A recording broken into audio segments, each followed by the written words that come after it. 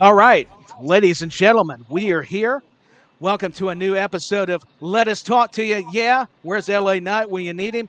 Let me introduce you to my esteemed panel.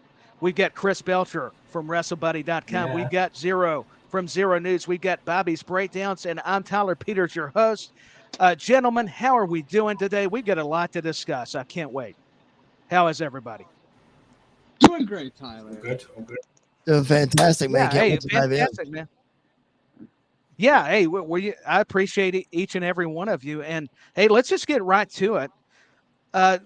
Speaking of Money in the Bank, do we see LA Knight needing a title after not winning the Money in the Bank briefcase during the men's Money in the Bank match? Yeah. How likely is it for him also to feud with Logan Paul? I just wanted to throw some questions out there, and you guys can break down the match too. I just wanted to change it up a little bit. Okay. So whoever wants to go first, please go ahead. I do just want to mention this. Besides Logan Paul and Ricochet almost dying, great match. That was I was watching in my backyard with my buddies. We all went, oh, like because we just see Logan land on his head, and I don't think he got in there the rest of the match. Oh, did he?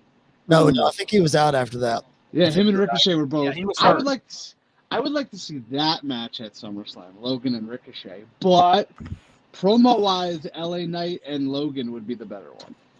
Yeah. Is it just me, or do you guys think maybe if Logan Paul had more regular ring time that he could have hit that move a little better? Seemed like he was a little unsteady, but coming off that ladder, I think it's really hard for both guys to land the way they wanted to land.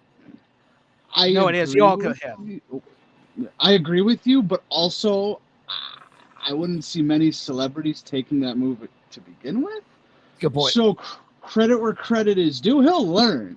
Absolutely. But I mean, I'll tell you this: I wouldn't take that move. I'd be like, no, thank you. I wouldn't. Yeah, no, God, no. Well, I know it was a botch I mean, in the end. I wasn't actually botched Yeah. up. Yeah, Before they were tangled up, and I mean, stuff happens. They're trying to do something that's hard to do, but they ended it well. And I mean, no one's paralyzed, I think, so that's good. You know. Yeah. Yeah, But no, that's always a good thing. Yeah. For sure. I mean, Logan and LA Knight. I forgot his name then. That's bad. Logan and LA Knight. Yeah, I think they are actually booked for SummerSlam, or they're going to be booked for SummerSlam anyway. So, yeah, that's what I'm seeing about everywhere, and then that's what people are saying about online at the moment. That's what it is. Yeah, I think SummerSlam's got a lot of potential. Sorry, go ahead. I think Very those- interesting. No, good. I think those two. I think that's the match. You know, like you guys mentioned, the promos and the in-ring stuff. I think that is the match. But back to Tyler's original question. You know, I don't think LA Knight needs a title coming out of this just as a consolation prize, because we see this all the time with guys and their organic builds, like the Sami Zayns and the Daniel Bryans and that kind of thing. It's an organic build of a babyface that just needs to keep going and going. You know, the talk of the town right now on the internet wrestling community is, why didn't LA Knight win? Why didn't LA Knight win? Well, guess what? They accomplished their job by not letting LA Knight win, because what are we all talking about? LA Knight not winning. So I just think that momentum is going to get even bigger and bigger and bigger. He didn't need it, in my opinion. Yeah, well, as Triple H said on the press conference afterwards, when he was asked about it, because he was obviously asked about LA Knight, his exact words were, big things come to those who wait, basically. So I reckon it's going to be a waiting game, and maybe we see something around WrestleMania. Maybe he gets a big match then or whatever, and wins a title around then, or SummerSlam next year or something. You know, just give him that wait to build it up, really. Future endeavored.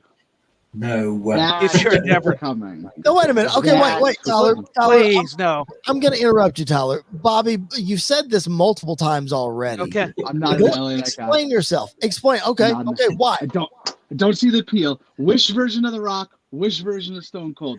Don't get it. I've never gotten it. Apparently, he was great in Impact. I don't watch Impact. What happened there? All right, What just I hit happened? something. Yeah, that's my fault. Yeah, what would happen? You're talking about LA Knight. That's what that was. Yeah. He's trying to silence me. I was get getting you it. right there. Yeah. I get it.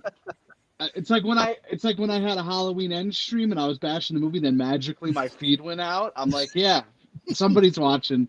All right, yeah, I just saw the intro being played and I'm like, what just happened? But anyway, It's LA Knight coming to haunt you. yeah, cheap knockoff Rock, cheap knockoff Austin. I don't see the appeal.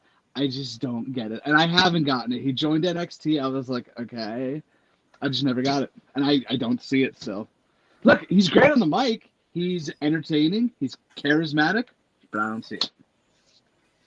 Fair enough. Oh yeah, he's got it all. I mean, But I like him better than I CM think too, Punk. he gets a reaction from the fans to your guy's point that he doesn't need to win Money in the Bank, the briefcase, because he doesn't necessarily need it. So I get what you guys are, the counter argument and everything, all good stuff. I mean, speaking of the men's Money in the Bank match, are you guys happy with Damian Priest winning? I mean, did you expect it, or are you a little disappointed? I mean, talk to us about that a little bit. I really thought they were going to give it to Logan Paul. I really did. I really thought just because he could bring that briefcase everywhere, and yeah, I don't know. But I mean, Priest was a safe bet to do it. I don't know. Like they could have given it tonight for sure, but like I feel like there's more with the Priest thing with Balor and Judgment Day. It's interesting. I wouldn't mind Judgment Day holding all the gold though. I will say that. Yeah. I mean, I do know a little bit on that. Is the reason why Priest was picked. It's because, of course, Triple H and Vince were at Loggerheads backstage, and they finally decided on Priest in the end because it was going to be for it. Because didn't Vince want Logan and Triple H wanted Knight? Yeah, and So neither of them. Yeah, neither of them were willing to budge on it. So so they decided to meet in the middle and decided on Priest. Priest is backstage, just like, well, I'm here, boys. I'll do it. Yeah. Well, Apparently the decision was only actually locked in 2 hours before the show. That's when they finally decided. Let's give it. Yeah. Not to ahead, Chris. jump to the women's Money in the Bank, but in comparison, like you see, both winners of the Money in the Bank briefcase have really furthered storylines. It's not just a random person winning the briefcase for no apparent reason. We're furthering storylines here. We're going to see the Bailey and Io, and then now we're going to see Priest and Balor. So I think I hate to say that it's used for that, but it's helping the storylines. But both people that have won the briefcase are future champions. I think we can all agree on that. Maybe some a little further down the road. I don't quite think Priest is there yet, but I think that's going to play into the shock factor when he actually does cash in. Let him hold it for a while. Yeah, me I'm too. good with it. I'm good with him holding it till at least next year. Yep. Io's ready now, but I mean. Thank you, Bobby. I agree. Yeah. Okay. The question which the question in which I'll obviously then say is, do we think that they're going to have Finn beat Seth, say for example at SummerSlam, and then Damian cashes in on Finn to cause the breakup or anything? Do we reckon it could be that or whatever that maybe that Finn finally wins that title off Seth after they feud up till SummerSlam again, and then Priest comes in and cashes in on Finn just as he's won it? It could. I mean, you never know. I mean, I want to get your guys' take though. Chris, you got an opinion? Because I'm kind of thinking on mine. I said this was furthering the storyline, but I don't know where it's going to go, if I'm being honest. I almost think it's a contingency between Finn and Priest, and we finish that up, and then Priest cashes in somewhere later, because I think we could get to a point where another heel, maybe not Finn Balor, but another heel beats Rollins, and then that turns Priest babyface by cashing in. So maybe we go that route. My opinion is I don't think they're done with Rollins as champion yet. I think we got to ride that a little bit longer. So I think that automatically pushes Priest even further down the road. Yeah, I mean, I think they need to establish it. Yeah. I mean, no. The thing is what's to even say that he doesn't cash in at Survivor Series when because it's meant to be all three brands at Survivor Series, so he could even cash in on say, I don't know, Mello, for example. Obviously, if Carmelo Hayes has still got the if he's still got the belt, then he could cash in then, couldn't he, on Carmelo Hayes? Because if all three of them, That's possible. because if you think about it, it'd be Romans. If it sticks at the moment, it'd be Roman, Seth, and Carmelo Hayes in there. Priest comes out, you don't know which one he's going to cash on because you've got all three champions in the ring, and that picks the NXT championship. Bang, does that, and that win, and that then brings so like for example, he wins it, brings the championship over, or something like that. You know, it could be done that way. I wouldn't like that. Okay, No? I wouldn't either, but I'm about to send us down a rabbit hole. Okay, it's what I do on my podcast. I'd send us down rabbit holes. I think Let's go. I don't mind the idea of the three brands for Survivor Series. Actually, I loved it the year that NXT was involved. But if we have the opportunity to do champion versus champion, Roman Reigns versus Seth Rollins, I'm not saying we're ruining it by putting Carmelo Hayes in there, but are we really putting Carmelo Hayes into the most anticipated one-on-one match? It's the one match of Roman's run that ended really in DQ, and we never got we never ran it back. We didn't get a payoff with it. Everybody's talking about, okay, forget Cody, Seth, and Roman at WrestleMania. If we get that at Survivor Series, are we really putting Carmelo Hayes into that match? Yeah, I reckon if they do it, the only reason they're going to is Carmelo takes the pin. He'll be the guy who takes the pinfall, so it protects both Roman and Seth. That'd be the reason behind it. So they can both still have that match. They can still have the face off, but neither of them will get pinned, and that's how they're protecting both, is by pinning Mello. That's my personal thought anyway. I see protecting Roman. Though I don't mind Hayes, like your guys' point, but you got to keep Roman, build that momentum, make Hayes look strong. Just don't have him defeat the Tribal Chief just yet. So I'm kind of seeing it that way also. I would hate if Priest cashed in on the NXT Championship at the Triple Threat and Survivor Series. Because think about it. He's looking at Rollins, who's possibly down. He's looking at Reigns, who's possibly down. He's looking at Hayes, and it's like, why go for the third most prestigious belt? Like, why? Yeah, if he went for Rollins over Reigns, sure. If he went for Reigns over Rollins, sure. But when you're going for the NXT, it's like, yeah, why? He does have some common sense about him. So I don't think he's going to plan cashing in on Roman because he knows he ain't going to win against Roman. You know. Yeah. No, I think that's coming World Heavyweight. Yeah. So if anything, it'd be over Carmelo or Seth, if anything. But then they have been saying it could be for any title. So he could even cash in for IC or US or anything like that, really. No. So I don't think hard so either. pass. Yep. I don't want to see it happening. No. Yeah, why would you pass on a world title shot and be like, I'll take the Intercontinental? Well, I understand the storyline with Austin Theory last year and trying to cash in and not finding his opportunity or whatever, but then he lost the briefcase. So I think we need to get to a point where we're reestablishing the importance of the briefcase. We got to get that percentage up a little bit for the men, and we got to make it mean something with that World Heavyweight Championship. Yeah. So I think that's the time. Yeah, I agree. I think it's important. Hey, well, another question too, gentlemen, too, on the topic of Damian Priest and Finn Balor. Who do you prefer as the babyface? If we're going to turn one, who do you want to see? Who does it benefit out of Finn and Damian? I think that's a fair question since we're talking about it. I'll take Priest as a face. Yeah, Balor's a great heel. Okay, I'll have fun and go the opposite. I'll take Finn as the babyface and Priest as the heel, just because I didn't find a whole lot to sink my teeth into from a babyface Damian Priest character when he was a babyface.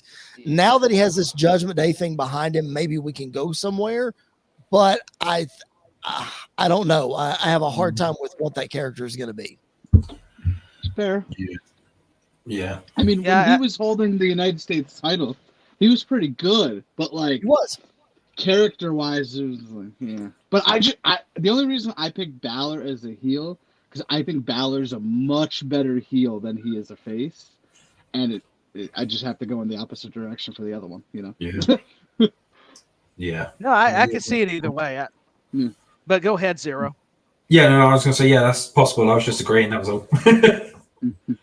No, well, I want to make sure I let y'all speak too because it's very important. Yeah, That's why I love having you guys join me. And hey, speaking of the women's Money in the Bank briefcase matchup, what'd you guys think of that finish? I thought it was brilliant, where It's she one- handcuffed both Becky Lynch and Bayley to win. It's one of the more creative finishes that I think I've seen in a long, long time. It was really, Yeah. really cool. Oh, for Chris sure. said it perfectly. Yep. Absolutely. Yeah. Definitely. Well done. I agree. It was executed so well, and I loved how after the match, you still see Becky and Bayley there, and they're just like they're still so defeated Right. while Io's at the top. Like they show it, and they're like, "Oh, what could have been?" Did you see the pictures though going around of Bailey smiling? As Io grabbed the briefcase, Bailey was smiling. And like, yeah, Yeah. Did you? Yeah, well, she's got to not to do a better jump ahead. job hiding that. Yep. yeah. Well, man, I feel for Bailey. I feel for a heel Bailey in the UK because when they were singing "Hey Bailey," how can you not smile at that? Yeah. That's awesome. I wouldn't be able to hold it. I'd be like, I know. yeah, that's like, You have to be tempted. yeah. I Yeah. feel for her in the UK. But did you guys see the press conference or the post conference, whatever you want to call it? Yeah. After. I did not. Yeah. Hmm. Io and Bailey said we won the Money in the Bank, and as they were walking off, Bailey grabbed the briefcase, but Io took it from her. Yeah. So I don't know. The tension continues Leads to me build. to my. Go ahead, Chris. Yeah. I was going to say It the leads tension me to my. continues to build, and Io's going to have to get through Bailey before she can even think about cashing in at this point. I feel like Bailey's going to try to. It'll come to blows where at SummerSlam maybe it's Io versus Bailey with the briefcase on the line. Yeah. And I think Io would win that match and keep the briefcase, but I have to think it's probably headed that direction. That would be cool at like, I don't know. What's next? SummerSlam. I mean, I guess you could do it at SummerSlam. Yeah, Yeah. that'd be interesting. Get them both on the card. SummerSlam's got a SummerSlam. lot of potential. SummerSlam or Payback It or does. something, basically. Yeah, one of the two. Got a lot of potential. So- I like it. So, do we Yeah. think this is the end of Damage Control, or are they going to keep building it out past SummerSlam, or do you think it's going to finish by SummerSlam? I think it's good for now, but Mm. if Finn gets a belt, then after that it won't be much longer. I think- But also, is it McDonough joining? Yeah. Did I hear Yeah. that? So yeah, I mean, Yeah. not the end. So I think with Damage Control, I think SummerSlam is the end. I think with Mhm. Dakota being out for a while, when she comes back, you establish her as something totally different. And Io and Bailey just kind of go their separate ways. Maybe we see a babyface turn for Bailey. I don't know how all that's going to work, but I think by SummerSlam we'll be done. wait, Bring back the did I hug. mishear something? Did somebody say Judgment? Did I just go off on a tangent completely? Yeah, you did. Yeah, you did. I think. wait, Yeah. Hey, we love you for it. Hey, Wait. that's fair though. Judgment Wait. Day can work. They were part Wait. of it. Dude, I completely heard Judgment Day. Oh my goodness. Yeah, but I you know was why, thinking- don't you? Well, Yeah, The but ring you know announcer why? from yesterday. Yeah, that's what I was going to say. Yeah, I Kathy Kelly know, announced it and at Judgment Day. I felt sorry for her too because she does a phenomenal job, and that's Sorry, one of the guys. rare Sorry. mistakes, but it happens. No, hey, listen, you're fine. That's why I funny- enjoy it. the funniest Judgment part is Day, I'm like, Damage Control. Yeah, The- you're the- good, man. I appreciate it. No, it all fits. And The funniest part Let's is I'm talk like, about why is that. Chris going off topic like this? And I'm like, wait, no, did I it's go not off Chris, topic? man. It's me. I went It's off definitely topic. me. No, Okay. No, yeah. No, he- Dakota. I'm sorry. Bailey and Becky, Bailey and Io. I could see it being done at SummerSlam for sure. I could also see it being delayed a little, but we'll see. Yeah, but we will, talking about both anyway. Whilst we're on that subject, did you see as soon as Samantha put out that she was a member of Judgment Day, the Wikipedia page for Judgment Day got updated straight away. Somebody put Oh, yeah. Bailey as part of Judgment Day. That was Oh, wow. hilarious. When they did that. Yeah. Yeah, as soon as I she didn't said it. see it. Yeah. Did you see her tweet after the fact? No, I didn't. Samantha what, Irvine. yeah. Because because there was a video going around of Rhea Ripley like flirting with her, and she was like, "Sorry, mommy was flirting with me too much. I got a little distracted." Oh my gosh, that's funny. Yeah. What an excuse. Yeah. Simple mistakes happen, you know. It's fun. They do. Hey, we're human. Eras are going to always be consistent. Hey, what about the Intercontinental title match between Gunther and Matt Riddle? And then we'll talk about what happened afterwards. What is everybody's feelings? Yeah, I love the McIntyre shirt. And I'll start with Chris first. How did you feel about that Riddle-Gunther match, Chris? You know, it was a really good wrestling match. Like, I was really impressed with what they put together. I'll be honest, like, I'm not a big fan of either of these guys, and I know that's going to shock a lot of people when I say I'm not a big fan of Gunther, whatever his name is. I call him Walter. But no, he's just not totally my style, but I get the appeal and I get how good he is, and Riddle is just Riddle, and they both appeal to a lot of people. That being said, going into this match with low expectations, I thought it was fantastic. I love the way that they used Riddle's ankle in the finish, that Gunther made him tap out. I thought that was fantastic. I was really impressed by this match. I thought it was everything it needed to be. Great spot on the card. I thought it worked really well. Yeah, I thought it was solid. Bobby's, go ahead.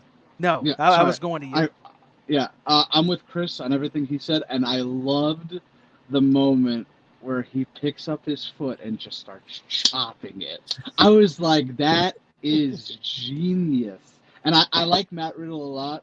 Gunther has grown on me in the years. Like when he was first Walter, I didn't really see the appeal, but now I'm all in. Ever since the Rumble, I've been fully all in on Gunther, and I could see him being a great world champion. But yes, phenomenal match. I enjoyed it, and what happened after was even better, but we'll get to that. Yeah, we'll get to that. Zero? Yeah, what were your impressions of the match? I mean, I agree with both Chris and Bobby. That it was actually really good. It was a good match. It was probably one of the best matches in recent Gunther matches. Basically, I would say I don't really think there has been any other sort of ones that are on par with that at the moment. There could be some coming up, but for me personally, it was one of Gunther's best matches so far to date. Right. It was. I thought a very solid match. I did like the like you guys were saying, he was working the ankle and stuff, Gunther. And hey, let's get to it. All the rumors were speculating about Drew McIntyre. Was he leaving WWE?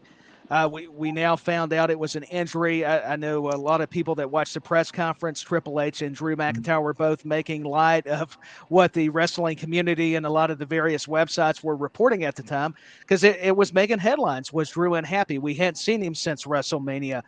And lo and behold, the Scottish Warrior appears. He emerges and confronts Gunther. Just talk us through that whole process, and I'm going to start with you, Bobby's breakdowns, because you got the McIntyre shirt.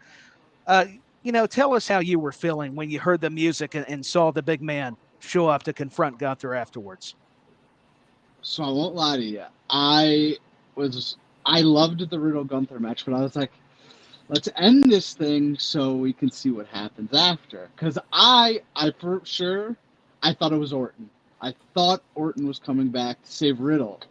But then I'm like, oh, Imperium's not in there. Gunther's just celebrating. And then I hear the sword, and I was the first one to hear it at my house. So I was like, yes! And then everyone else picked up on it. And then he came out to the ring. He was having the back and forth with the crowd. And I didn't realize how much taller he was than Gunther. Like, I don't know if it's just I didn't think Drew was that tall, or like Gunther just is smaller than him, but Drew kind of had some height on him, and I'm like, oh. And I think he should be the one to end Gunther's reign. I'll say it now. I will say it That's now. fair, Zero. I'll go to you next. Yeah, I mean, I kind of agree with Bobby. I think it should be Drew, but then it does depend on the whole contract situation too. Yeah.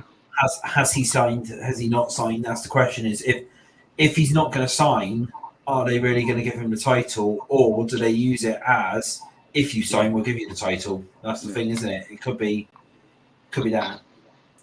I still think he's a ways away from the contract being over, so Yeah, 2024 it is anyway. So yeah. Yeah, so I mean, it's July, early July. I think they could do it. He could re-sign in December. He could, if he really wanted to, he could wait, corner them, and then be like, "Hey, what do you want to give me? You want to give me my price now?" And they'll say yes, and then boom. Plus, something to Chris, think were about you too. excited?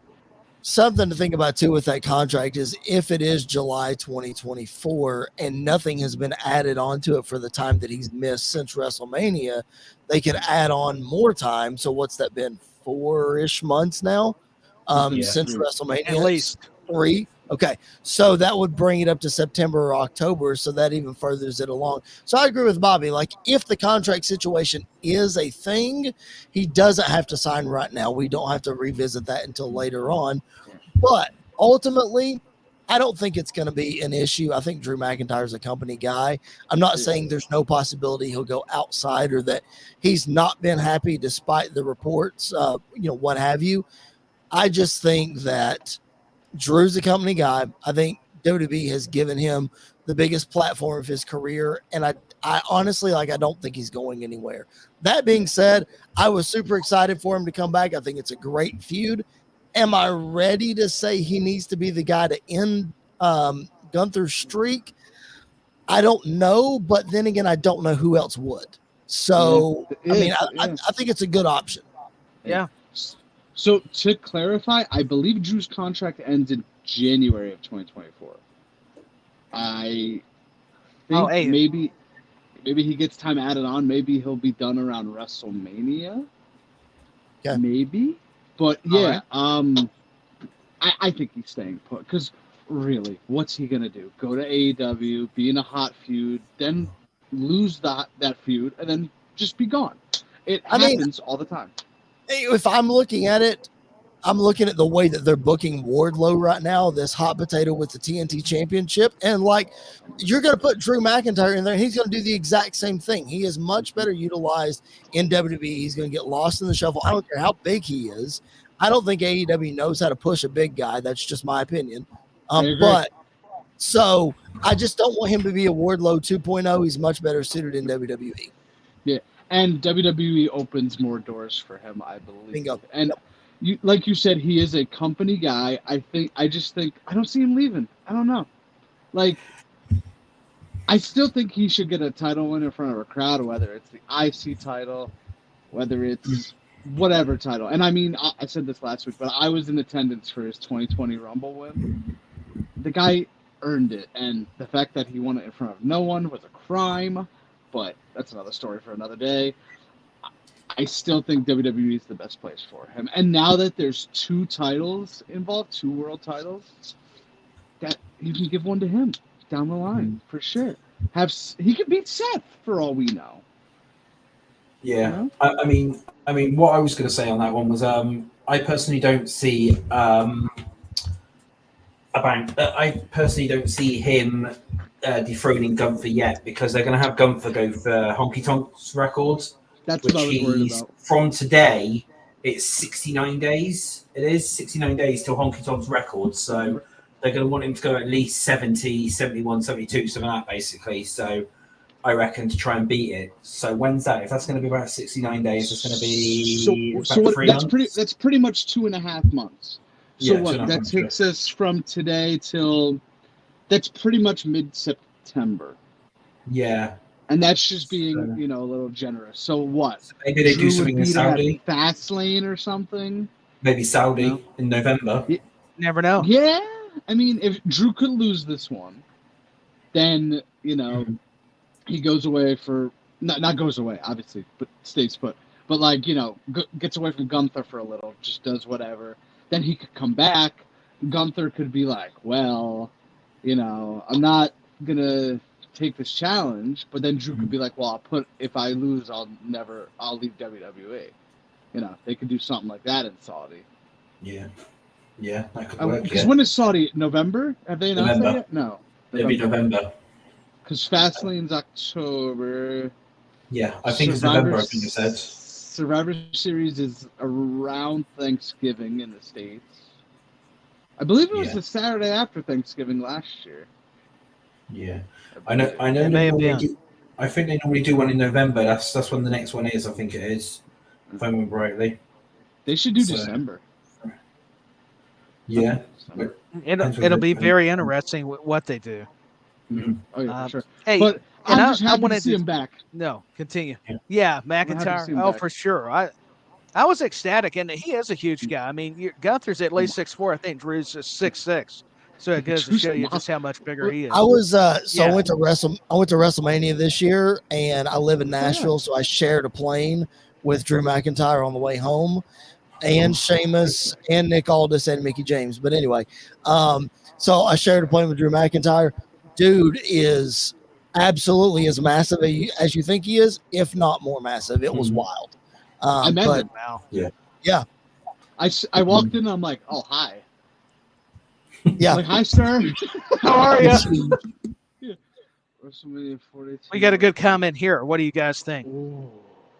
I'm going 42. Where do you think 41 will be? Nashville? I think rumors have been Minneapolis. I think they've tried that before, and maybe that's not it. So maybe 41's in Wembley. I don't know, but I definitely think 41 or 42 is in Wembley. Like John Cena would not have gone out there and said Yeah. what he It's did coming. if it's not happening. No, Yeah. I know it's you're- go ahead. you go on, Bobby. Yeah, You're no, you carry Nashville, on. right, Chris? You said? Yes, I'm in Nashville. Okay. Are you guys getting a new stadium? Or We're getting a new stadium, and 43 is all but basically confirmed for Nashville. That's what I was thinking. Okay, so it definitely won't. Okay, because you guys. Okay, so Nashville 43. Ooh, 41 or 40. I think one of those is London. It has to be. That crowd's too hot for that. I mean, do they have like a 70,000 thing? Yeah, but the only biggest arena they could do it in is Wembley because that fits 90. The only problem is with it, and this is what I think this is why Triple H said yesterday that it might not even be Wembley, is obviously for WrestleMania you need to book sort of they would need it for like the entire week, wouldn't they, leading up to it? Now, obviously with our football seasons over here, because of course as you can tell I'm British here, You are? obviously. Some of it runs through April. Now with Wembley, obviously you know that, Bobby. But yeah, You yeah, got so you. no, so obviously, with Wembley and that, they might actually need the stadium for, say, if there's a World Cup on, if there's anything like that on, basically.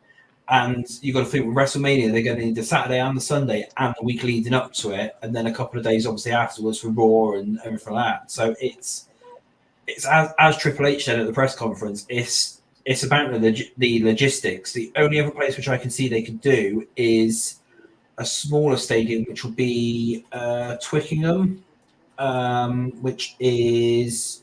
I can't remember what the capacity for that is. Hang on, let me just have a quick look. That one's 82,000, so they could potentially do Twickenham. That works. No, that's good. That's a rugby ground, so I mean, so that's a rugby ground. I mean, they could do that one for it. Why not? So if they don't do Wembley, because that's the problem. See, is it's the booking of it and booking it around the football season and stuff. So, that's the But I problem. mean, the World Cup's usually in June, right? And didn't we? just have a World but Cup? our football seasons run. But over here the football season runs till May. It runs from December till May sometimes. So that's the Well, problem. They would only need Wembley for 2 nights, right? I mean, they're not doing Raw or SmackDown at Wembley. They would go No, they wouldn't. elsewhere, correct? Yeah, but you would have to book out.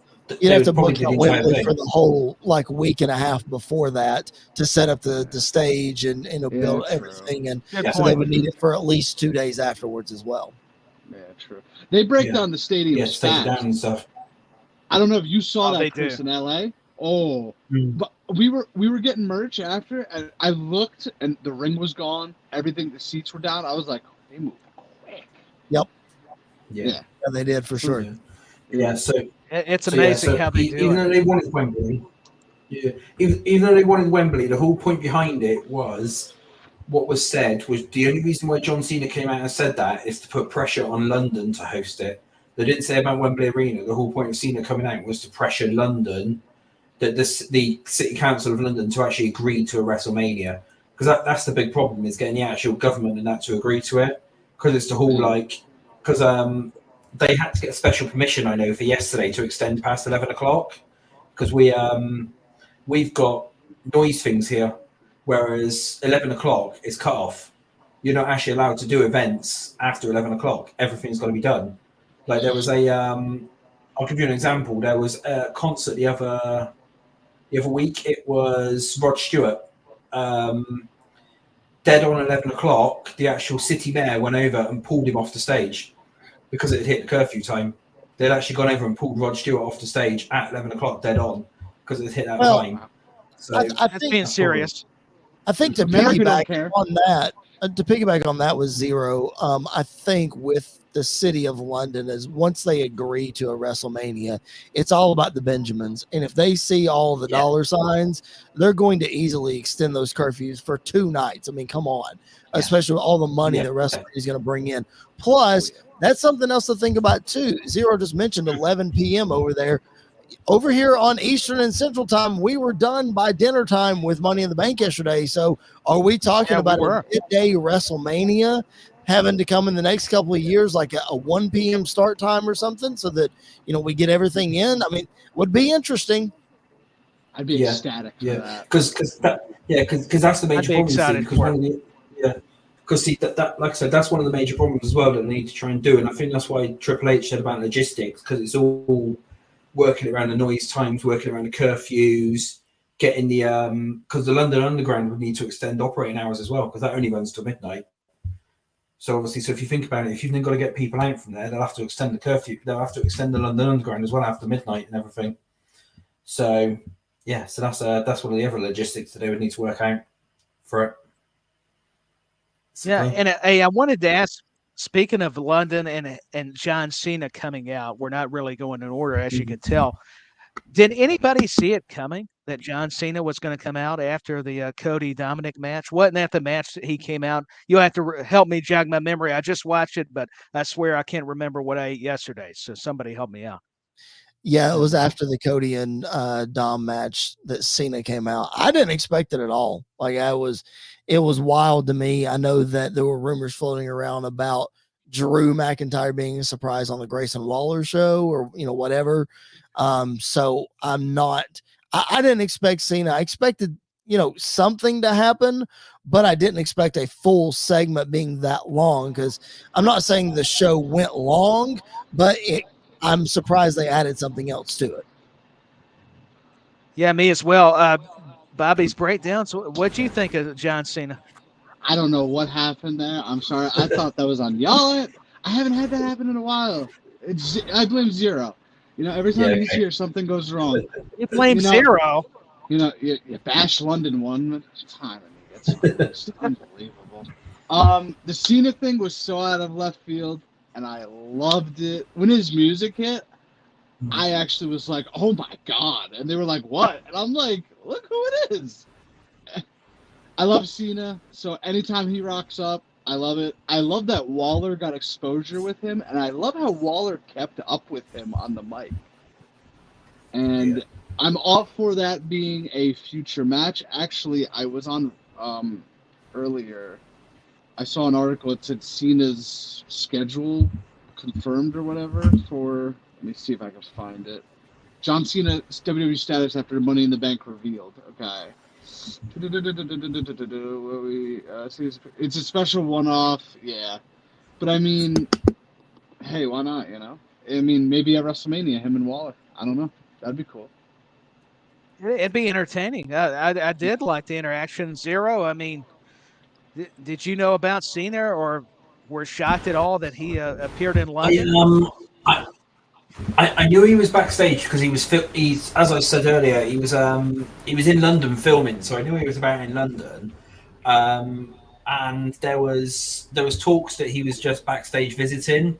So obviously, no, I didn't know that he was going to come out. But the weird thing was the Grayson Waller segment was literally added an hour before the show. They only actually decided to add that an hour before the show. So unless obviously John was literally just there visiting and he was just like, hey, you know what, I've got my gear, let's do something. It could have been as simple as that. Since he was, I'm here, let's do something in that. Because The Waller segment was not on any plans until an hour before the actual show. So, and then all of a sudden, it just suddenly appeared on all the internal run sheets. Apparently, it was. So I was like, oh, okay, fair enough. So that's what I Nice. reckon anyway. It was a last minute thing. Yeah, Chris, did I ask you? I'm trying to make sure I didn't skip over anybody. Yeah, you got. I mean, no. It was good stuff. Like, no matter if it was added last minute or not, if John Cena is in the building, you have to put John Cena on camera. You got to get the guy out there, and especially, everybody talking about how the fans sang Cody Rhodes' music, every word of it. It was fantastic. Guys, they did the same thing for John Cena, and it was wild. It was one of the loudest reactions I've heard for John Cena in a long, long time. So, like I said, anytime he's in the building, you got to trot him out there. Sure. It was incredible. And compliment to WWE for keeping a lot of people surprised. I mean, because that was, like you said, the Randy Orton swerve. That was a nice way to put it. We all kind of expected Randy Orton to appear. And, hey, I was happy with John Cena. Speaking of Randy Orton, do you think we'll see him soon or down the road? Let's talk about that just a little bit because it all ties in. I have Go ahead, Bobby, a break down. theory for Orton. Fast forward to SummerSlam 2023. Roman Reigns defeats Jey Uso in the main event. Roman's there celebrating. He holds up the belt. RKO out of nowhere to end the show. I love it. Epic, I'm here for it. Now, obviously, the last time he was there, he was taken out by the Usos and Orton. I'm sorry, the Usos and Roman, yes. But the Usos are faces. Now, could you have him cost Jey the match? Sure. But I feel like the Orton Reigns main event for the next 2 to 3 pay-per-views is the way to go. Yeah, I think if it can go, we need to see Orton and Roman, this version of both of them, because we haven't seen this matchup since, correct me if I'm wrong, like 2014, 2015, something like that. It's been a long time since they've gone one-on-one, and most of the time people wouldn't be behind Randy Orton because they don't want him to win another title because it's boring or what have you. No, like this version of Randy Orton, the people will get behind. And if Roman's going to keep this title reign going, if he's not going to drop it to Jey Uso, then I think it needs to be Roman and Orton if we can get that. Yeah, I'd be all for that because you could have had him there yesterday, but you got to save something for SummerSlam. And I think the Orton return at SummerSlam would be great to end the show because that just leaves it on an awesome note because Roman's going to beat Jey. I mean, at least Jey's not beating him, at least right now. And I'm assuming that's the match. It has to be. Right? Well, I was going to ask, I mean, Zero, what's your thoughts on Orton? I was going to ask all of you, due to the finish we saw in the main event between the Usos and Solo and Roman with Jey getting the pin. I mean, are we getting that match at SummerSlam? Yeah, Jey Roman's definitely at SummerSlam. That's going to be the match for SummerSlam. In relation to Orton, though, I've got a different opinion on that one. I think we might see him Friday because they're an MSG. They're at Madison Square Gardens, and they're going to want that show to be big. Keep it as a surprise. Have him come out then, and that way, then they can then have him because as well. The reason why I say that is the MSG show is a mixed roster one. They're not just sticking to SmackDown or Raw because they've got Raw stars there as well for it. So it's a mixed show. So Riddle could be there, for example, or some of that, and obviously Orton could come out and RKO him or whatever. Plus, as well, it could be another feud that they could start up because it's already been announced as well that Dominic and Rhea are going to be at MSG. So are they? Yeah, Dominic and Rhea at MSG. So, I mean, what's to say that maybe Randy doesn't start a feud with Dominic, for example, and come out and literally just RKO Dominic randomly in the middle of the ring? That would be hilarious if he done that as well. And come back and do that and awesome of that. But yeah, that's my personal opinion. Is he might show up at MSG, and that I mean I know he's ready to go, and that, and he's like the doctors are still umming and ahhing about it, and there's been.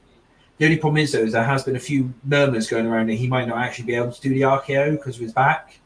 So he's finished. So his finisher might just move back to the punt. But personally, I think MSG might be the time they put him in just as that extra special thing, because of course it's such a big, iconic thing, isn't it? If you think about it, and they're heavily hyping that show as well for it. Chris, share your thoughts. Yeah, I mean, I want Randy to come back. MSG would be a great spot for it, but I'm going to play devil's advocate here. I hate the idea of him feuding with Dominic, because it's Randy Orton. We're waiting on him to come back, and Dom was a fine placeholder for Cody, while we wait on Brock. But I don't want Randy Orton to come back and feud with Dominic. To me, it just doesn't make any sense. Like, Randy and Ray don't have this fantastic friendship, so he's not really going to bat for him. And I don't see him going to bat for Cody and what Dom said about Cody. I just don't think the story makes sense. Now, if he gets in there and it turns out to be something good, okay, fine. But if this is truly like the last days of Randy Orton, if he can't do the RKO, if doctors are concerned about this, that, or the other, then do we really want him to waste time with Dom? Do we want a Cody feud? Do we want a Riddle feud? And do we want a Roman feud? Because we're on borrowed time at this point. We got to get one of those feuds on the way out. I just don't think he needs to waste time with Dom. Yeah. I do agree with you on that. And obviously I was just mentioning Dom because I know that they're both at MSG on Friday, so that was just obviously the example. But I mean, I kind of agree with you. Like, we do need kind of like either that Roman feud or heck, he's got to do something with Riddle to finish that off. I know obviously it's probably not the best thing, but there's got to be a playoff to that. So either they team up once more, or Randy finally hits that RKO, or he punts Riddle or something like that, basically, just to just have Riddle turn on Orton. Yeah, that would do. Yeah, something like it would be something different. Yeah, and do that way. Yeah. Speaking of betrayal, continue, sir. That was it. That was basically it. Yeah. Okay, I want to make sure I don't interrupt, gentlemen. You have to forgive me. All just great conversation. But speaking of turning on individuals, it was a great segue. What did everybody think about Shayna Baszler costing Ronda Rousey, their women's titles against Liv Morgan, Raquel Rodriguez? And also just briefly give me some of your highlights of the match, maybe what you didn't like. And I'll start with you, Zero. Yeah, sorry. It was, to me, it was an average match. I mean, the ending, was actually, that was a shocker. I didn't expect that at all, with Shayna turning on Ronda. And then the comment afterwards as well from Liv, I think it was, Liv turned around saying we won because our enemy helped us. That was it was either Liv or it was Raquel who turned around and said that, is we won because our enemy actually helped us. That was pretty good afterwards. That one was. It wasn't the best, but then again, it's a Ronda Rousey match. That might be a little bit controversial, but it's a Ronda Rousey match, and it's that's meh. Really to it. That's what I'm going to say on that. You're being honest. Hey, I respect it. Yeah, Chris, I'm going to go to you for your turn. What were your impressions? Honestly, the last couple of weeks, I didn't mind what Ronda and Shayna had been doing with Isla Dawn and Alba Fire. I thought that was actually a pretty entertaining match.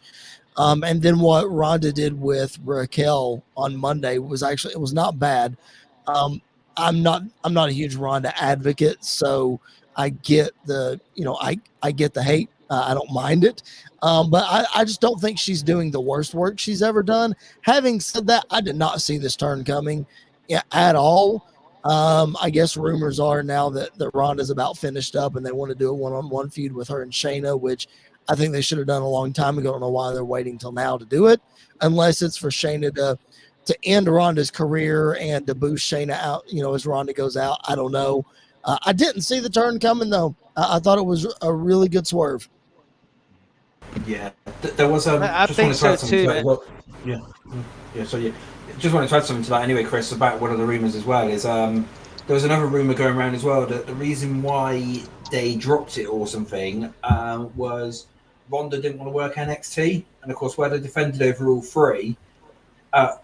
There was a comment or something. I can't remember who posted it out, but there was a comment somebody posted where it turned around and said that Ronda's exact words were, "I'm not going to travel on an extra day, take my kid with me for a match which is going to be no more than 15, 20 minutes, basically, and that against a talent which I could easily beat in a one-on-one fight on the main roster if they were to come on up." And that's her comment. It was a comment similar to that. I can't find the actual thing now, but I know that was one of the other things as well, is they took the belts off of them because Ronda refused to basically work NXT after they had obviously merged them. So I find that really interesting because like she's made more TV appearances in the last 3 to 4 months than I can remember her making in the last 3 to 4 years. So, I mean, I'm not saying that she didn't say that. I just find that really, really interesting because of how much she's actually been on TV and looked like she's actually working. So, I don't know. I think the whole thing's just weird. Yeah, what a unique circumstance. I mean, Bobby's breakdown. I mean, what did you think about the Shayna Baszler turn in the match overall?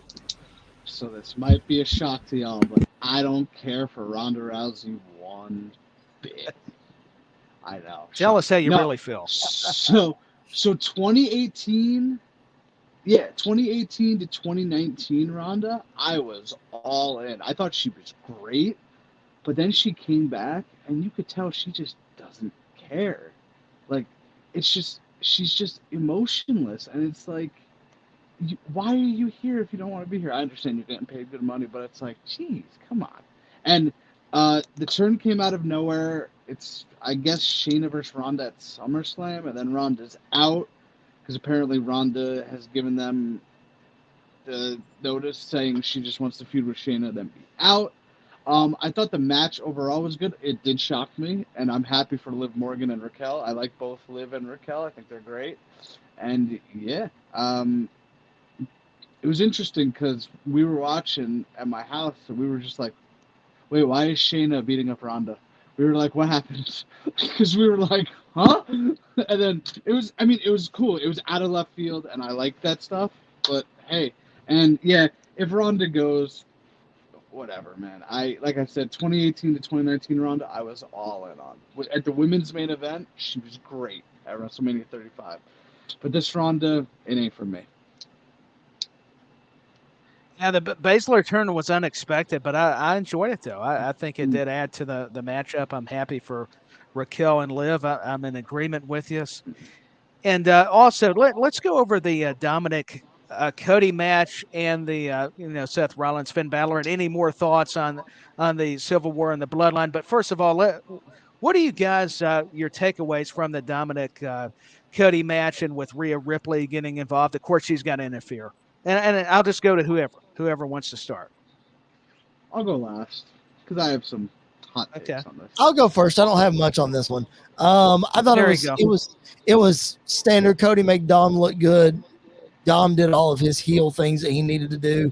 The crowd was super hot for Cody. That's my big takeaway. Like, I had talked to some people that had some trepidation about how popular Cody was going to be in London, and my response to them was, did you watch Backlash in Puerto Rico and how popular he was there? So it translated. Cody is over. I don't think he's lost any kind of momentum or anything. It was a solid match.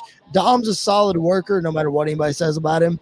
And Cody made him look good. I think they both benefited each other.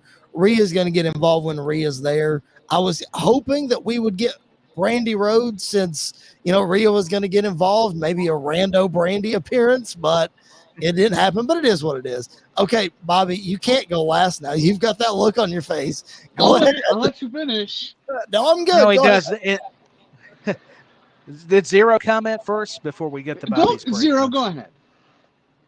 Well, there was two things I wanted from that match, which never happened, and it slightly disappointed me. I wanted to see Rhea slam Cody, just for that thing, just to just have Rhea slam Cody at one point, just randomly, and then maybe that's what entices Brandy Rhodes in.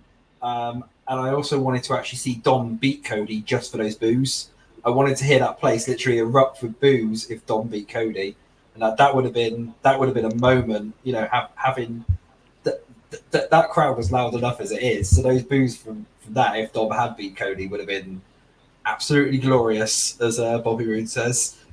From it. So that was the two things that I wanted, but obviously never happened. But yeah, but they, but no, it it was a solid match. It was all right. And that, but yeah, slightly disappointed that we didn't get Brandy or anything or any other sort of interactions between Rhea and Cody. Not that much anyway from it. So that's my take on that one, really.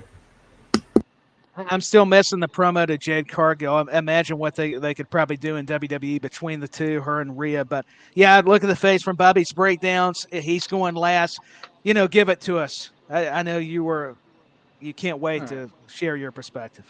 I'll tackle my thoughts on Dom and Cody in a bit, but I absolutely want nothing to do with Brandy Rhodes. I'd rather have LA Knight win the Money in the Bank. I'd rather have CM Punk win the world title again. And what's Ronda Rousey going to do? Because you don't like her either. I'd rather listen to Ronda Rousey cut a promo, and we know those are not good. Anyway, I don't want to see Brandy wrestle. I don't want to see her talk. I think she's awful. Like the whole Jade Cargill thing. Tyler mentioned it. Who said it was open mic night, and I'm like. And she used that a couple times, and I was like, sitting there, I'm like, oh. But I gotta be honest, this might be a hot take, but I thought the Dom and Cody match was kind of pointless. I get you have to get Cody on the card, but like, if Brock wasn't gonna show, what was the point? Like, I thought Cody was gonna beat Dom, which I expected fully. But I thought Brock was going to come in and F5 him, and the report said Brock went to London. Did he not make it to the arena? Goes to show that you can't believe everything you read. Apparently, that's true. Right, Chris. But there was some reliable sources that said Brock was in London, and I was like, okay, so, but like, I don't know, because like I don't know how you can. It's kind of a big difference. Like if Brock was here in the States, it's like all right. But, like, how do you confuse him going to another country? I don't know. I just thought it was really pointless. I get you need to get Cody wins, but he's going to get the SummerSlam win. So, I don't know. But good for Dom. He gets credibility. He gets on the card. And I don't think it's going to be Dom versus Seth at SummerSlam anymore. I don't think. I don't know who Seth is going. I don't know who Seth is going to face. Maybe it's Balor again. But I would have said, Seth versus Drew at SummerSlam, and then I would have had Orton versus Gunther maybe. But obviously they're not going. That'd be a good match. Yeah. But yeah, no. I just the whole. I mean, I'm not a huge Cody guy, but like, I don't know. I just didn't think this match was needed. Especially if Brock showed, I'd have a completely different opinion. I'd be like, okay, this is to set up SummerSlam. But, like, you could have easily just had Brock. If Brock wasn't going to show up to Money in the Bank, just have Brock destroy him on July 3rd. On tomorrow's, at the time of recording, tomorrow's episode of Raw. Well, let me ask you guys, speaking of Brock Lesnar, I mean, did you want him showing up at Money in the Bank, or would you rather it be afterwards? I mean, that's a good point you bring up. So, I mean, we shouldn't gloss over the fact that, Brock and Cody are still in a feud, even though he had the match with Dominic. I'm with Bobby. If Brock's not showing at Money in the Bank, I don't even care if this is, and I'm a big Cody fan. Like, look, if you look above my shoulder, Cody Rhodes is right there. Like, I'm a Cody fan. So, like, I still wouldn't have even wanted him on the show if Brock wasn't going to show. It just doesn't make any sense. Him getting a win here doesn't mean any more than him getting the win the night before on SmackDown or on this coming Monday Night Raw. Yeah, I mean, they could have kept Cody off the card. Yeah. I mean, they could have kept Cody off the card because the whole point, which I thought personally as well, was that it was going to be Dominic and Cody, and then Brock was going to come out and set that match up with him. But I mean, I know Brock's confirmed for Raw this week, so unless they're obviously just holding it off for that, and they've just decided, let's not have Lesnar show up in Money in the Bank. But it was pointless. I hate to say it was pointless actually having Cody there. There was no point flying him all the way out to London to feud with Dominic for one match and then go back to Brock again if Brock was never showing up, or if Brock wasn't ever, or if Brock wasn't actually used. It was just pointless. They could have had that. They could have had somebody else on that card there. Could have had another match in there, maybe a US title match or something. It might have worked well. I'm not sure who said it on last week's show, but somebody said, and it wasn't me. I can take credit, but it wasn't me. Somebody said, even if you can't get Brock there, hit his music, distract Cody, Dominic gets the win. And I know Cody should be beating Dominic, but there's a very good excuse with Brock. So even if you can't get Brock Lesnar to the UK, hit the music, Dom gets him, Dom hits the 619 or whatever, or a roll up, bam, game over.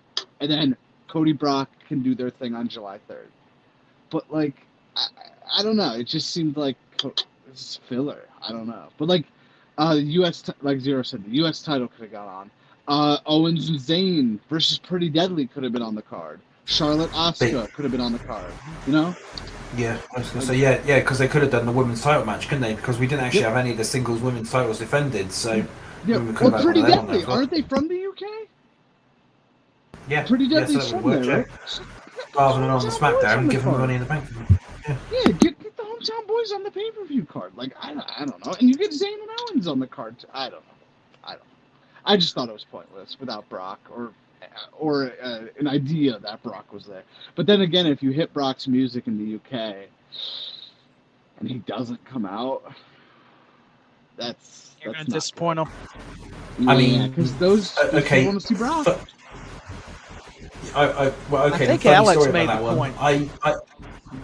Yeah, it was funny story about that one about music hitting and that funny story. I was talking to somebody who was actually there at the time, and you know when we had the promo come up for Edge, that whole Edge promo thingy. Remember that? Mm-hmm. We had the Edge promo show up.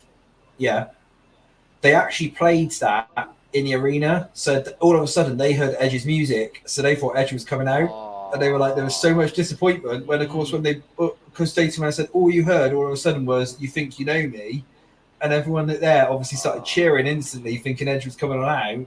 Then as soon as it turned out just to be a video package, they were like, "Oh, okay." So much disappointment there. So yeah, so that was a mistake on their behalf, I would say. So it would have been the same probably with Brock, like what Bobby was saying. But, hey Zero, did you happen to see the Edge like highlight reel for the Grayson Waller Effect Friday?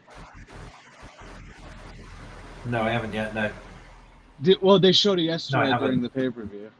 Oh, you didn't see that part? Yeah, I wasn't properly watching that part. Oh, you didn't see me make my appearance during the 2020 Rumble again? No. Oh, sure you didn't. Yeah, so I'll have to go back and have a look. Yeah, I'm with history on this one. They caught my reaction. I'll send the picture later to the chat. They caught my reaction with Edge's return, and every time they show Edge's return, they show me on there. And then yesterday I was going crazy. My one friend just simply said, "I can't wait till he retires, just so they don't have to see me anymore." I'll send the video later. Your argument could have been it made it better. Yeah, that's going to be in the retirement package, so it's fun. And like they're going to show it all the time. Oh, of course, yeah. Like exactly. I had no idea in the moment I was on the screen until I got back to the hotel, and I was like, and then everyone was like, "Did I just see you on the Royal Rumble?" I'm like, "Yeah." Yeah, I'll send the picture later. It was so fun. But yeah, they're just like, "Oh, him again." Hey, and let's discuss that World Heavyweight Championship match. Yeah, as well. I mean, Finn Balor, Seth Rollins, 7 years of history. That's what I loved about it. I had actually forgotten that they had that match going back when, it was not Seth, but Finn had to relinquish the title. And also give me your perspective, not only on just the match, but Damian Priest coming out there teasing that he was cashing in the Money in the Bank. I know we talked about Priest earlier in the podcast, but I'm going to go to Chris Belcher on this one. Give me what you liked, maybe what you didn't like, and how the match was, and also Priest's involvement in the match. I don't think you can not like a Seth Rollins versus Finn Balor match. I think all of us would be doing a disservice to two of the best in-ring competitors today if we said we did not like the match. My only nitpick about the match is I wish it would have been a little longer. I felt like they needed a little more time. But having said that, I thought it was really good. Again, I don't think these guys can have a bad match, especially against each other. So I was super pumped by it. With Priest coming out again, that just furthers the point that we made earlier about how the Money in the Bank briefcase is now going to be part of a storyline, an ongoing storyline that's going to make sense. So I like Priest coming out. Obviously, now that we have a Money in the Bank winner, I know we talked on the earlier on the show about how it's got to be Rollins. It's probably not going to be Roman, but my heart skips a beat now every time the champion's on screen that we have a briefcase holder, because we just never know when it's going to happen. You know, I was in the building at Nashville SummerSlam last year, Correct. the Roman and Brock last man standing match, and Theory comes out, and I'm like, no, like this cannot happen right now. No. Thankfully, it didn't. I love Theory. I think he got gypped, but I love Theory. I do too. I think he got gypped too. I think it worked out, but they took a really big risk by what they did. And I think it worked out, but maybe only time will tell. Who knows? But yeah, that's my thoughts. I'm good with Priest's involvement. I think that just furthers the story. As to who Seth faces next, I really don't have a guess. I think we need. I know he's technically on SmackDown brand, but we haven't seen Bobby Lashley in a while. I could see Seth and Bobby Lashley. That could be interesting. I don't know. I think Lashley. Here was another comment. Yeah. No, go ahead. You go. Continue. We had another comment come in, and will we get Roman Reigns, Kenny Omega at Wembley? Yeah, we'll jump to that. Eddie Gomes, I'm probably pronouncing that wrong. Please DM me, and we can bet any amount of money you want that match is not happening. I'm gonna say no, but if you want to bet yes, you name the price, and we can do that, my man. And I'll double it. There you go. Just I'll name your triple number. it. Yeah. See, there you go. Just name your number. All you gotta do. Hey, I'll gladly pay up if that match happens, because you saw something coming, but probably we'll get Roman Reigns versus Kenny Omega at Wembley. Are you playing creative mode on the AEW game or the WWE game? Because that's about the only way that's happening. That's more likely, yeah, that would happen. Or the action figures. But you no, could do go the on. action figures. No, you could. Yeah, the action figures. I mean, fantasy booking at its best with that. But no, going back to the conversation, Balor and Rollins. But I had to get the comment in because they were asking me. I mean, it was in high demand. I need to show this comment, so I had to sneak it in there. The only gripe I had with Balor and Rollins was kind of the ending. Balor's on the top rope. All Damian Priest does is stand up, and that throws Balor completely off. I feel like if Priest would have hit the ring, or Priest would have got a little closer to Balor, like teasing getting in the ring, fine. But all Priest does was stand up, and Balor looks, and then that distracts him. I was like, it could have done it a little better. But it's still a great match. There's more to this story for sure. So let's see how it plays out on Raw going forward. But yeah, overall, great match. Seth and Balor are two great workers. So yeah, fantastic matchup. No, I'm in agreement with you. Zero. What were your impressions of the Balor Rollins championship matchup? It was actually a really good match. Like what you said, the history from it made it extra special, really. Because of the whole situation behind it, and the whole last time they obviously thought Balor had to relinquish. I didn't know whether they were actually going to give it to Balor or not. I thought at one point they might have actually given the belt to Balor, especially after Priest obviously won Money in the Bank. They might have obviously done that to then have him cash in. But the nice little bit at the end where it obviously was Finn and Balor now, like what Kristen was saying earlier on, it does actually add to it. It adds to that storyline now, which is a lot. That's gonna mean more personally to me than Priest cashing in on Finn. So I think it was pretty good that Seth did retain. It was actually probably one of the best matches out there of the night, short of Gunther and Riddle for that one. For sure. Yeah, like you guys were saying, it was a great match. And hey, let's finish this with and going back to the Bloodline Civil War because I feel like there's so much more. And I'm going to start with Chris Belcher. I mean, Chris, anything else you want to discuss concerning that matchup? Because there was a lot to unpack, not just the pin. I think from a storyline point of view. I think that this has been a hot debate on my podcast. If you're listening to this and you don't follow what I'm doing, I host the Pipe Bomb Wrestling podcast every Friday, wherever you find your podcast. Go check it out. My buddy Andy York and I, it's a fun time. So every Friday, go check that out. Available wherever you find your podcast and on our YouTube channel. Cheap plug. Anyway, I'll subscribe right now. Oh, thank you, Bobby. Appreciate that. It's been a long awesome. debate since WrestleMania that whether we should have gone Cody Roman. Andy is on the side of going Cody. I understand the Roman side, and I understand it even more now because this situation of Roman and the Usos, and all Roman basically has left is the championship because I think Solo could be out the door here pretty soon as well. Everything is crumbling around Roman, and all he has left is his precious championship. So how is all that going to play out? Bobby said it earlier. I know with the talk of the town right now is Roman versus Jay at SummerSlam. That's what we have to get. Bobby's saying that Jay's not going to beat Roman. I think there's a shot.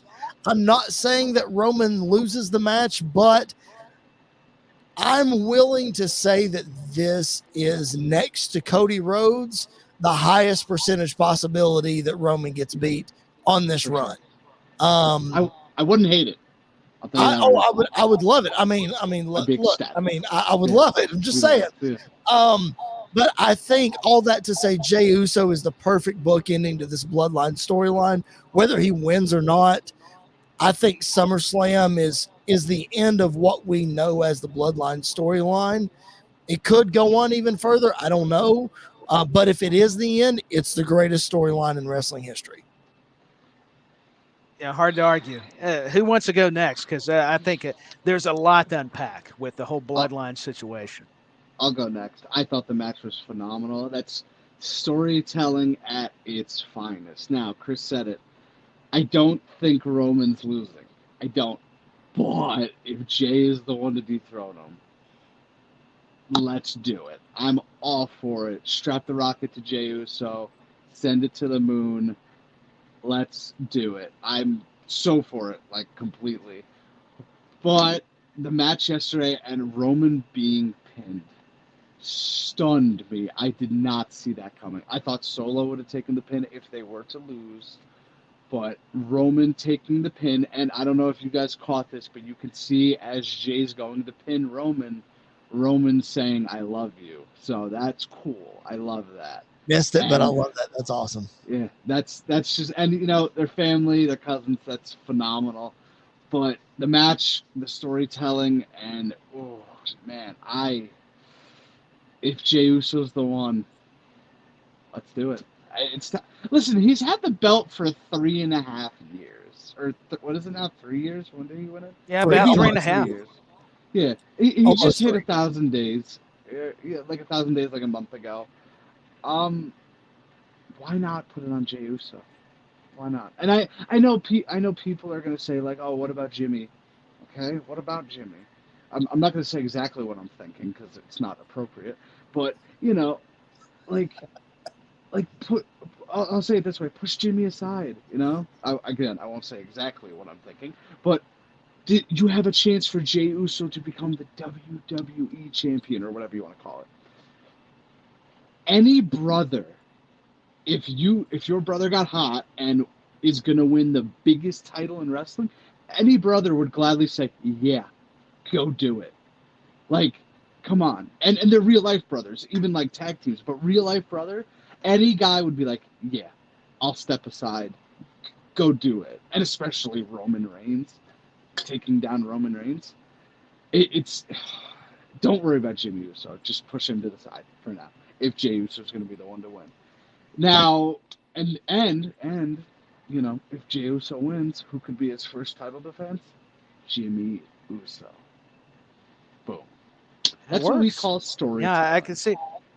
Magic. Zero. What can you add to it? I'm sure there'll be a lot of additions. We want to hear them. What were your thoughts on this whole Bloodline Civil War encounter?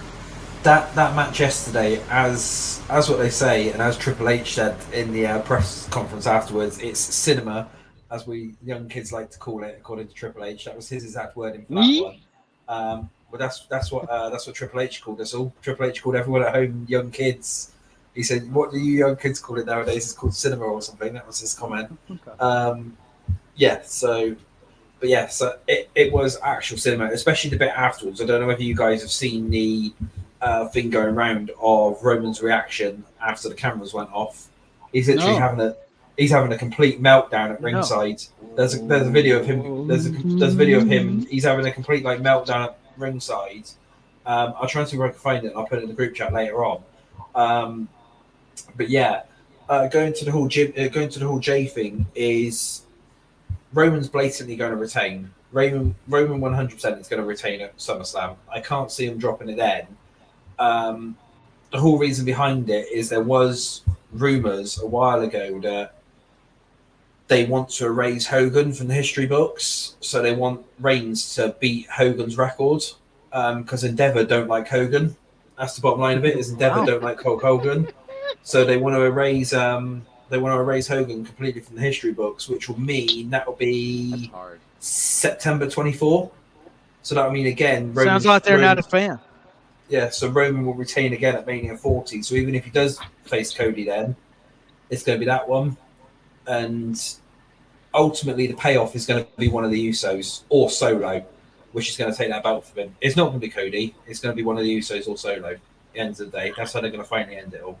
I can't see him going all the way to September. I understand the point about Hogan, but I just can't. If we're already at this point of breaking down the bloodline and it's over as we know it, we got to turn him babyface at some point. And I think the way that you do that is he's got to lose the title. Something's got to happen.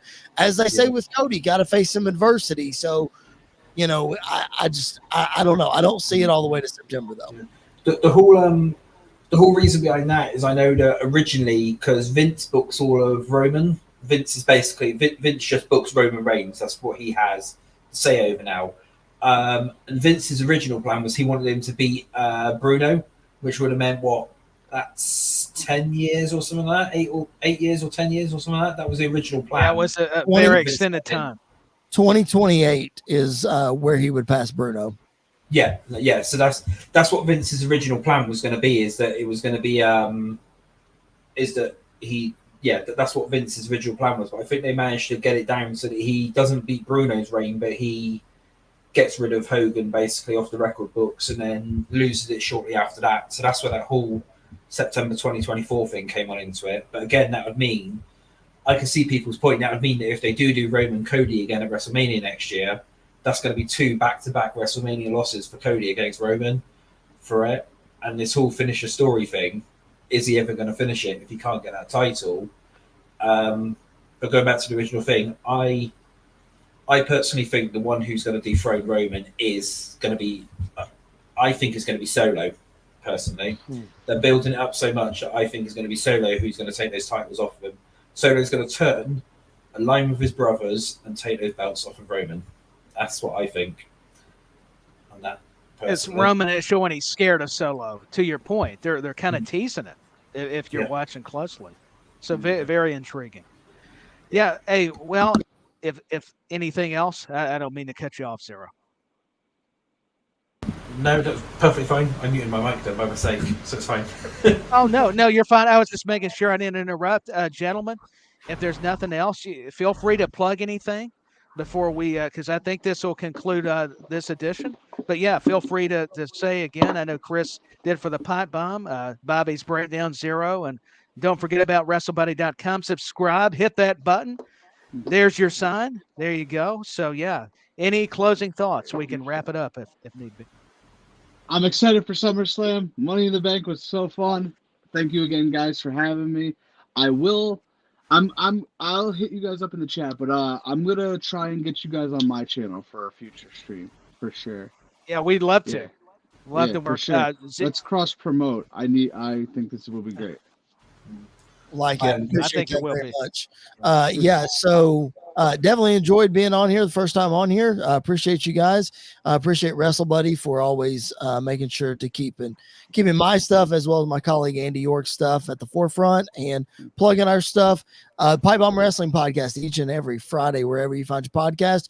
We actually host a fantasy booking show on Tuesdays called the Pipe Bomb Wrestling Federation. It's the PBWF.